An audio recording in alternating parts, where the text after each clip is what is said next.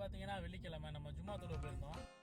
மலேசியால Friday prayer எப்படி இருக்குன்னு கேட்டிருந்தாங்கன்னு சொல்ல மாட்டேன், நானாக தான் எடுத்து போகிறேன். எல்லா பள்ளிவாசல்லையும் வாழைப்பழம் இல்லை ஜூஸ் வச்சுருப்பாங்க. வெள்ளிக்கிழமையே யாராச்சும் இந்த மாதிரி நிறைய வாங்கி கொடுப்பாங்க.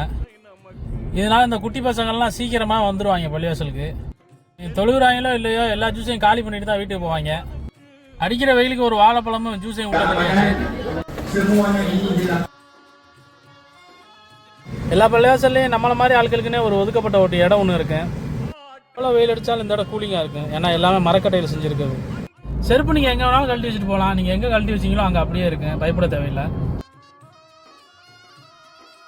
உச்சி வெயில் மண்டையை பிளந்துக்கிட்டு இருக்கு. இந்த வெயிலுக்காகவே சொந்த தயாரிப்பு ஒன்று வீட்டில் தயாரித்து வச்சுருக்கோம்.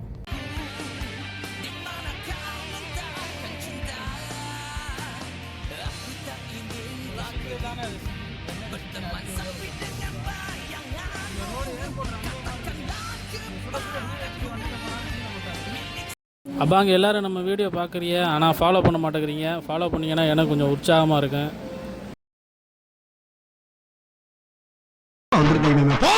வாங்கடா.